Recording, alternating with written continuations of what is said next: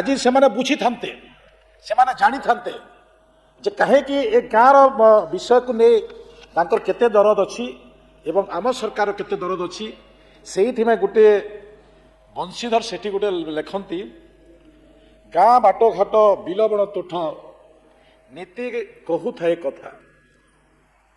गाँ मनीषर ढग ढमाली रे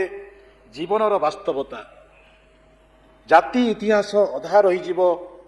न रहिले गाँ ना उड़िया माटीर उड़िया भाषार जननी अटे मो गाँ। ये जो बंशीधर सेठी लिखिछंती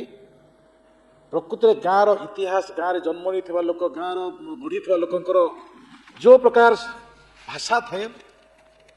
ताको यशस्वी प्रधानमंत्री भी कहते पंचायत भारतीय गणतंत्र मूल स्तंभ जार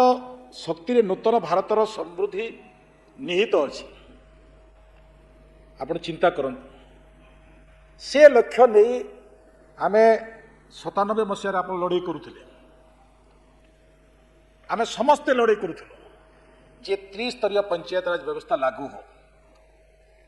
एवं से लड़ाई आम साकार भी देखीचु एवं से लड़ाई को पूर्णांग कर व्यवस्था को आज 23 स्तर पंचायत को किमती स्ट्रेंथन हम किपरि तल स्तर गरीब लोकटे से व्यवस्था पाइब